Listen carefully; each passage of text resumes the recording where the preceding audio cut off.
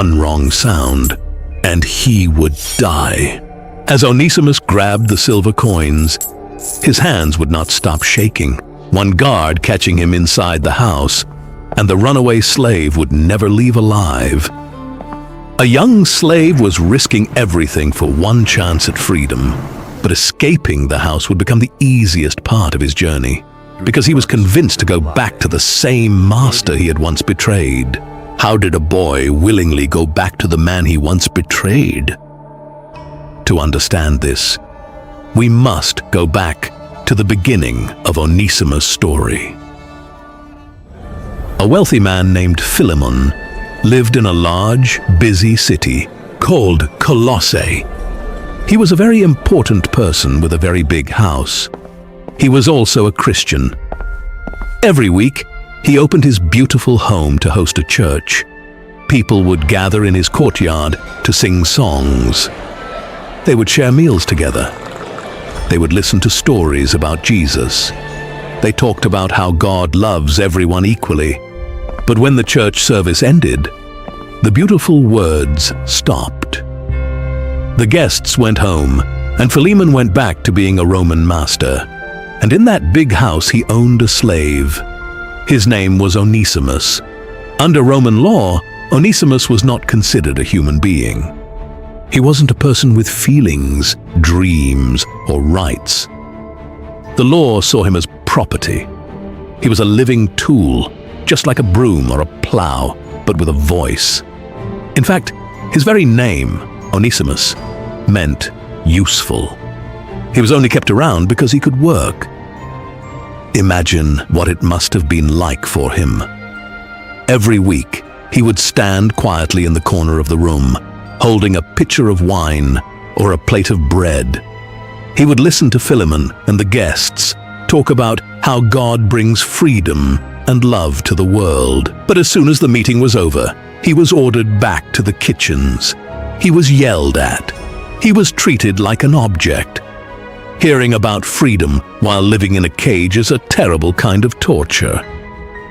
It bred a quiet, simmering desperation deep inside his heart. He did not want to be a tool anymore. He wanted to be a man. Until finally, the tension in his mind snapped. Onesimus decided to do the most dangerous thing a person could do in the ancient world. He decided to run away. But he knew the world outside was harsh. He could not survive with nothing. So, before he slipped out into the dark night, he crept into his master's rooms. He found Philemon's money. He took the silver coins, put them in a small pouch, and ran. In the 1st century, running away from your master was a terrible crime. But running away and stealing from your master was a death sentence. A runaway slave who stole was a dead man walking. The Roman Empire did not show mercy to slaves who broke the rules. The punishment was absolute and meant to scare anyone else who might try the same thing. If the soldiers caught him, they would heat a piece of iron in a fire and brand the letter F on his forehead. F stood for fugitive. He would wear that burn mark for the rest of his life. Or worse, they would throw him into a dirt arena with starving lions for the crowds to watch. Or they would nail him to a wooden cross and leave him to die slowly. With the stolen coins heavy in his pouch and a massive target on his back, Onesimus fled. He ran through the dark streets of Colossae. He hid in the backs of wagons. He walked down dusty roads for weeks. He made the long, perilous journey across land and sea to get as far away from his master as possible. He was heading to the massive city of Rome. Rome was the center of the world. It was a sprawling, chaotic, dirty, and loud metropolis. Over 1 million people lived there. The streets were packed with merchants shouting, soldiers marching, and carts crashing over stone roads. For a hunted man, it offered the absolute best disguise. Onesimus plunged deep into the twisting, dark streets of the city's poorest slums. He rented a small corner to sleep in. He bought fresh bread. He tried to blend in with the massive crowds. He tried to build a new life, but there was a problem. The stolen money did not last forever. Slowly, day by day, the coins in his pouch disappeared. When the very last coin ran out, the cold, harsh reality of his situation set in. He was a man with no money, no legal standing, no family to help him, and no protection. He could not just go get a normal job because someone would ask who his master was.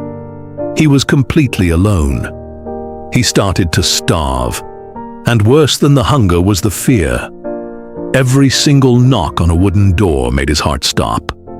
Every lingering glance from a Roman soldier in shiny armor made his blood run cold. He knew that bounty hunters made a living by catching runaway slaves and bringing them back for a reward. Every step he took in the city was dangerous. He had run thousands of miles to be free. He was physically free from Philemon, yes, but he was now completely enslaved by his own terror. He was trapped in a prison of his own mind.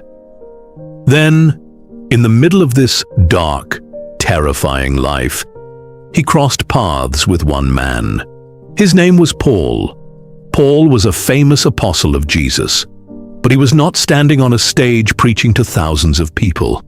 Paul was a prisoner. He was under house arrest, waiting to stand trial before the most powerful man in the world, the Roman emperor. Because he was a high-profile prisoner, Paul was chained by the wrist to a heavily armed Roman guard 24 hours a day, 7 days a week. We do not know exactly how the starving runaway slave found the chained old man. But while hiding in Rome, Onesimus walked into Paul's room. Paul could have easily turned him in. Paul could have called the guards. But Paul did not turn the fugitive in. Instead, he looked at this terrified, dirty, exhausted young man and showed him love. He shared the gospel with him. Paul spoke of a liberation of the soul that no Roman emperor could ever grant and no master could ever take away. He told him that Jesus was the ultimate king, but that Jesus came to earth as a servant to save everyone. He told Onesimus that God did not see him as property or as a tool. God saw him as a beloved son. Sitting on the dirt floor of a Roman prison house, listening to a man wearing iron chains, the runaway slave finally found true freedom. He surrendered his life to Christ. The transformation inside Onesimus was immediate and total. Before, his only goal was survival. His only goal was hiding. But now, instead of running further to protect himself, Onesimus chose to stay in the most dangerous city in the world. He decided to stay right there in that small room and serve Paul. He became a deeply trusted assistant. He went out into the dangerous streets to buy food for the aging apostle. He carried messages. He cleaned the floors. He washed Paul's clothes. For the first time in his entire life, Onesimus lived up to the meaning of his name. He was incredibly useful. He was not serving because he was forced to by a whip. He was serving because he wanted to out of love. Paul grew to love this young man deeply. Paul would later write a letter saying that Onesimus had become his very heart. They were like father and son. Months passed like this. It was a beautiful time of healing. But Paul was a wise man, and he knew the harsh truth of the law. Under Roman law, Onesimus still legally belonged to Philemon. The fact that Onesimus was now a Christian did not change his legal status in the eyes of the empire. Keeping Onesimus in Rome meant Paul was actively harboring a known fugitive. That was a serious crime, but there was something even more important than the Roman law. It was the law of love. Paul knew that keeping Onesimus meant leaving a deep, painful, unhealed fracture between two Christian brothers. Philemon was sitting back in Colossae, feeling betrayed and robbed. Onesimus was sitting in Rome, carrying the secret guilt of what he had done. You cannot build a new, beautiful life on top of a stolen, broken foundation. The wrong had to be made right. The stolen money had to be accounted for. The past had to be faced. Paul made an agonizing, heartbreaking decision. He looked at the young man he loved like a son, and he told Onesimus he had to go back. Think about how terrifying that sentence must have been. To go back to Colossae was to walk directly into the jaws of a legal system that demanded his blood. Philemon had every right to execute him on the spot. No one would stop him. In fact, the law would demand that an example be made to deter the other slaves in the city from running away. Yet, Onesimus agreed to go.